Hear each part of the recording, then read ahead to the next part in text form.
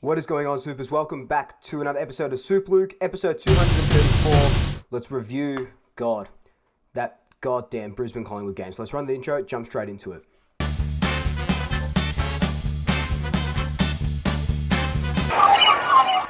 So just before we do jump straight into it, of course, follow me on all my social media accounts that will be popping up down below. If you are a new Swooper, welcome. Thank you so much for joining me. Be sure to hit that subscribe button, hit that notification bell. And if you are a returning Swooper, welcome back. Thank you so much for rejoining me.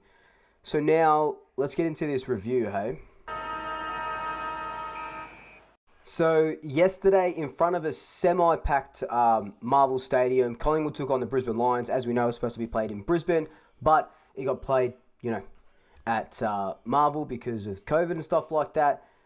And at the start, it looked like the boys were on absolute fire, We were hitting passes, we were kicking goals. At one stage, we were up by 5 goals in the second quarter. We looked like a unit, and Brisbane just looked very sluggish. And then, halfway through that second quarter, the boys just went, fuck it. Let's just see if we can lose it from here. And lose it from there is what they did. Now, that's a bit harsh. They obviously, it's obvious for me to say that they didn't try to lose the game. Like, I don't have to tell you that. Brisbane just upped their pressure and stuff, and Brisbane had no right to win that game.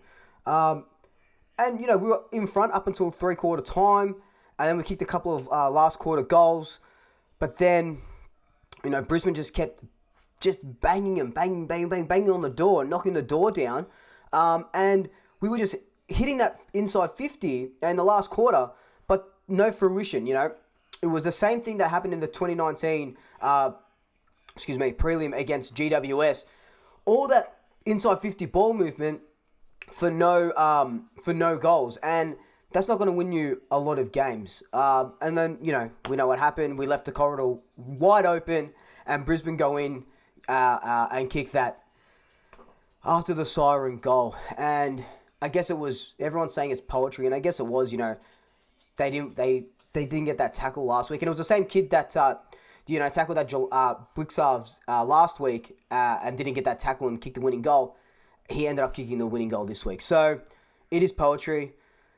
You don't want to hear it, but it is. But fuck, it sucks. It absolutely... I am still so disappointed. I'm still angry. I'm still sad. I'm still mad. I was up until like 2:30, 3 o'clock last night. I just couldn't sleep because it was just... oh,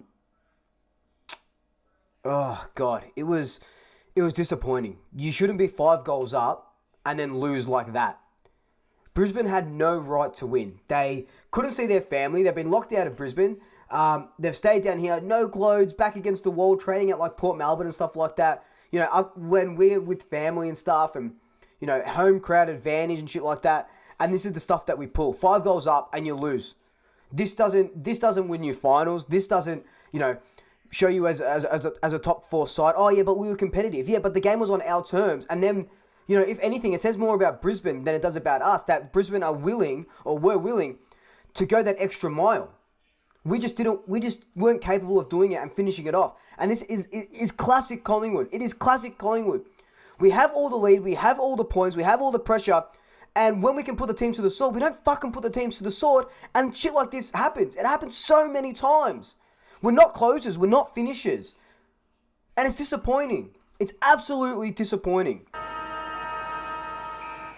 So my likes and dislikes for this game. I really liked Roughhead's game. I thought, he might have been cooked. He was a little bit slow, and you could kind of see that last season as well. And, we have Mark Keane ready to go, or, if his finger, allows him, he's ready to go on the wings. But Roughhead played one of his better games in the last 12 months, I think. Intercepting really well. Great decision. He's always there for the switch as well. So, I give Roughhead props. Isaac Quaynor is an absolute star already. Hasn't even played 30 games. And he is already fast becoming one of our best defenders and running defenders. Kind of like Moore. He had 9 intercept possessions yesterday. And willing to take the game on. He's really smart as well. And he's working on his defensive side. He was playing on Cameron at times. And I think he did really well, as best as you can against Charlie Cameron, who is one of the premier small forwards in the competition. So props to Isaac as well. Absolutely smashed it. Really happy with him. Who else? Josh Thomas did really, really, really well. Couple of good tackles, a good goal. I've been saying this since round one. Josh Thomas, yes, he doesn't kick a lot of goals, but they're not using him as a pure crummer anymore. He's doing a lot more than he used to up the ground, that pressure, and he definitely keeps his spot in the team. I think he has proven that, and I love what he's up to. Braden Sire, one of his best games for the club, kicked a really good goal in and under, getting clearances, getting the handballs off that chain. I think he did really well. He can still work on his craft a little bit, but he did well. And finally, there was a lot to like, that's the thing. But Brodie Grundy absolutely dominated in the ruck and as that second midfielder with his clearances. He smashed we know he smashed the ruck contest. But our midfielders, well, we'll leave this for the actually, it's a good segue into the dislikes. Our tap work to clearance ratio. We had 68 tap outs to their 4. We know, and I've said it how many times, we know that they shark the ball, the opposition shark Grundy's tap work, and we just kind of can't do anything about it. We should, but they just eat it up. They shouldn't be winning the clearances after we've won the tap outs by over 60. You know, it's just, look, Buckley came out and said that, the ruck statistics are a bit, shit or whatever. You shouldn't really look too much into it, but look as much as you can into it, because your ruckman shouldn't be getting plus 60 taps, and we lose the clearances by that much. That's ridiculous, and I don't want to hear these shitty excuses. It's the midfield as well. It's not Grundy. It's the midfield. There's just no connection there, and we need a fucking ruck coach. It's as simple as that. It's as simple as that. Another thing I disliked, of course, giving up a 5-goal lead, takes him back to the 2018 Grand Final. Will Hoskin-Elliott, he has to be in the 2s. I can't protect him or pillow him anymore. Some horrible decisions. Horrible decisions. He has to get his form in the 2s. We could bring in a Bo, who was our medical sub for Will. He didn't do anything at all that says pick me in the team next week. So yeah, I dislike that a lot. And just our entries into forward 50. Absolutely ridiculous. We went at like 30-something% efficiency inside forward 50, and that's not on. Not on at all. We got Cox there, we got DeGoey, Myercheck, and we still couldn't hit a target in that last quarter. Like I said, it's a 2019 prelim final all over again. So let's talk about the stats that matter. I touched on the ruck a little bit, so we won't go into that now.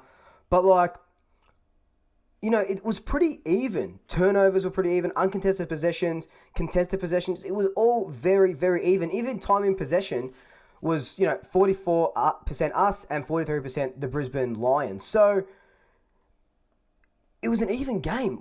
They just did more with it than we did, Marks inside 50.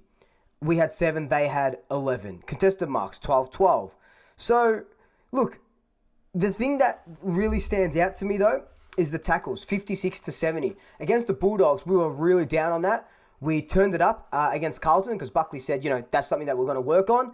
And then we go down negative 14 in tackles. So I think that is something that we definitely have to work on. There's a lot of broken tackles.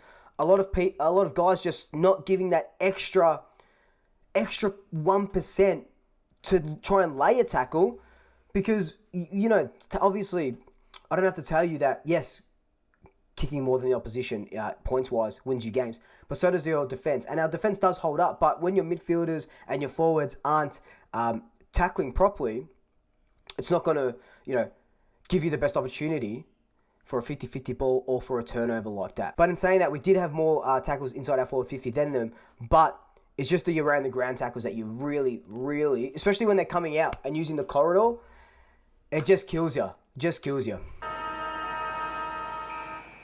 Look, and just finally, oh man, this hurts a lot. It hurts more than doesn't hurt more than a final loss, but it felt like a final loss. I was talking about it on my Instagram today. every one of these games feels so important. I know it's only round 3, but it feels like it's round, 2021 because all these games feel so important. And you'll look back at this game at the end of the season and go, fuck, this is the game that we needed to win to get us into the top 4, to get us into the top 8, You don't want that mentality that you get there and you just can't go that next step. We've seen it a lot of times with Collingwood, and I talked about this before. It's just, it sucks. It hurts. It fucking hurts. And I hope it hurts the guys. I really, really do hope this stings every single one of them because we can't be the only ones that are hurting as supporters, And I see it on Twitter, and I see it on Instagram. Everyone's hurting. Everyone is fucking hurting and upset and angry. 5 goals up and putting this up, There's a lot of things that could have gone right, but it was just the way the ball bounced. And look, I'm not going to mention umpires. Yes, they didn't have a good game, but we lost that ourselves. The umpires didn't give up 5 goals. You know what I mean? But look, let me know your thoughts down below. I'd love to hear them always. God, it hurts, and this is going to hurt all weekend. It's a fucking long weekend, and it's going to hurt all weekend. But look, Swoopers, like, comment, subscribe, tell your family, tell your friends, tell your pets, and until next time, double shackers. I'll swoop you later. Ooh la la.